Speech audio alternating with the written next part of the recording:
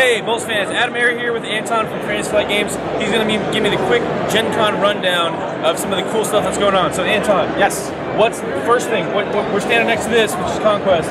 What's that? Warhammer 40,000 Conquest, the card game. It's set in the Warhammer 40,000 universe. I know you know 40,000, and it's awesome.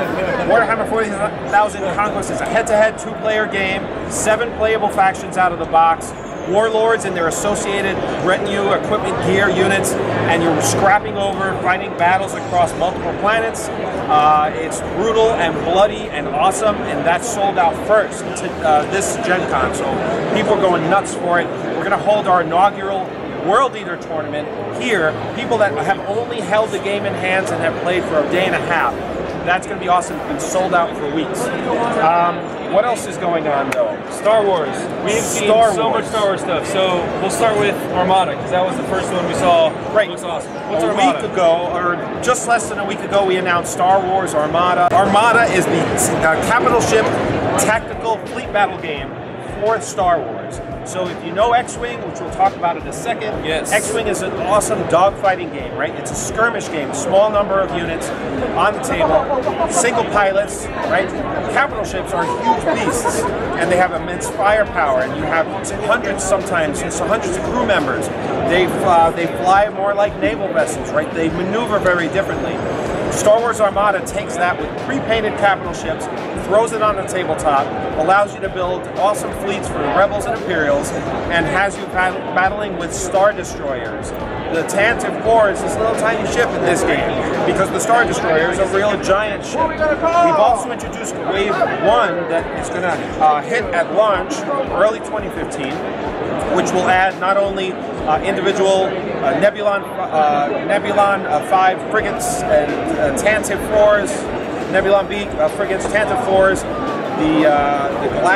introduce a Gladiator class Star Destroyer, which is a more nimble Imperial Star Destroyer, as well as the Assault frigate for the Rebels, which is this giant beefy ship. And then you have just squadrons of X-Wings, Y-Wings, A-Wings, B-Wings. There's going to be fighter packs. TIE bombers, TIE interceptors. So the squadrons for the small fighters come 8 to a pack, and you'll have 2 of each of 4. So the Imperials get TIE fighters, interceptors, bombers, and TIE advanced, and the Rebels will get 2 of each of X-Wings, Y-Wings, B-Wings, and A-Wings. So you're going to be fighting massive fleet battles, squadrons zipping around, huge barrages of laser blasters, turbo blasters. The combat system and the execution in play is very, very different. We're talking 2 hours for this game. Commands for the larger ships have to be planned several turns in advance, and you can't change it. So it gives you a very different feel. The maneuvering tool will have those ships dealing with inertia, so you can actually bring broadsides to bear very slowly as squadrons are flying around. It's super awesome. Very, very cool. So that's Armada. Okay, that was Armada. All right, what else? What about X-Wing? Because I just saw some new ships, and I want to know about it. What's going on? New stuff. X-Wing. Star Wars X-Wing has been the hottest selling game that we have had, and I see people playing it everywhere, and I love the game. So what do we do here at GenCon? We announce X-Wing Wave 6. Boom! You've grown used to waves, all right, a set of ships at a time. Wave 5 has sold out. That's the B-29, the BT-49 Decimator and the YT-24 Hunter. That has sold out Which here. I got a game in with yesterday, and they're both awesome. So awesome. Sweet. First turret for the Imperials. But Wave 6, so what are we going to do? We are introducing a brand new faction. So there will now be 3 fully playable factions in X-Wing from which to choose. The Scum and Villainy faction brings, it starts with the Most Wanted, which is a set of 3 ships. This is an alternate paint Y-Wing and 2 Z95 headhunters that are matched, right? It's awesome stuff. But inside that box, you will find the punch board and the pilot card, so that now Boba Fett can fly the Slave 1 as a Scum and Villainy ship, and you can take the Hawk 290, which is just a light freighter, and fly that as a Scum and Villainy ship. So all of those components are in the box, as well as another punch board. So if you have a Y-Wing sitting around, you can have 2 Scum and Villainy Y-Wings right at launch. But in addition, 3 brand new ships. We have the Star Viper, which is also known as the Virago. You might know that as the Virago. That is on display and looks beautiful. We have a small Hut Seek fighter, which is the M3A Interceptor, which also is I love that ship. I just love the way it looks. I can't wait to play it. I haven't played it yet. And in addition, IG-88, which is one of the bounty hunters from Star Wars, right? Yeah.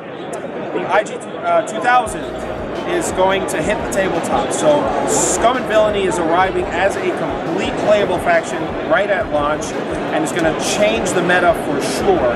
And it's going to be filled with surprises and upgrades for everybody.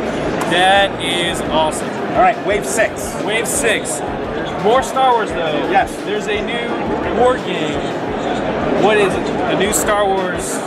So, yesterday, Christian T. Peterson, the CEO, gives an annual address and announces a few surprises. And we had a number of things. Eldritch Horror expansion, new Order and Chaos expansion for Android Netrunner. But Star Wars, this box dropped on the screen.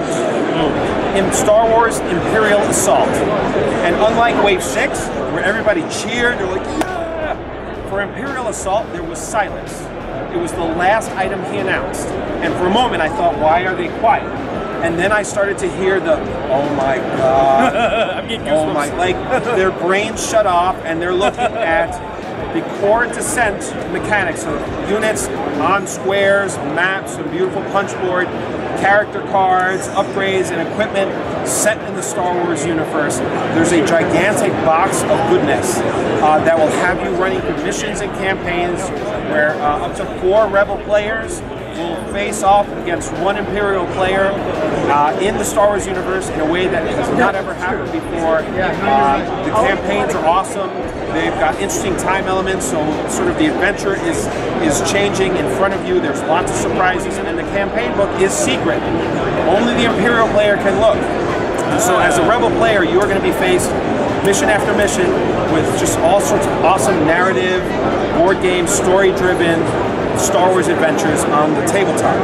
However, there's a second rulebook in the box. The rulebook for skirmish battles and all of the adventures.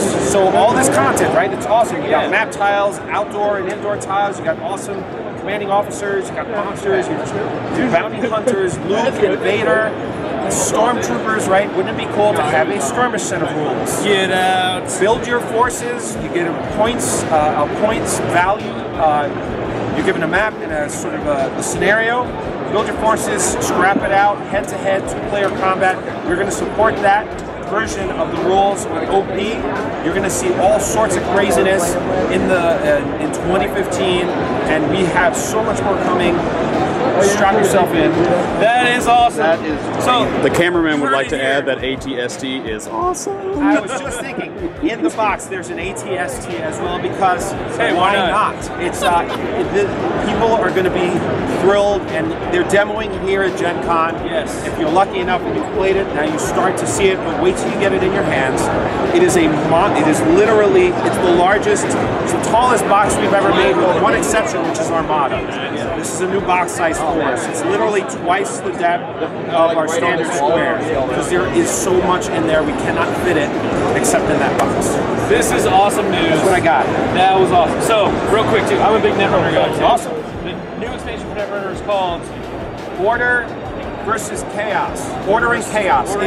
It is a deluxe expansion, and it will give you cards for Anarch and Wayland factions. Oh. And from what I have seen, and this is supported by the developers, this is going to be the coolest faction box we have released to date. I know there are lots of Wayland players. Yes. I know there are Anarch players that have been waiting to see what is our vision. Well, this completes that first launch of having, well, it doesn't complete. It gives a ton of content to almost all factions at this point, and I can't wait to have you play with it. Yes. Cool. I am looking forward to that. So, we're going to cut there. AdamHarry with BoLS. Anton, thanks again for Fantasy Flight Games. Thank you. Thank you. Take care, man. All right. Awesome.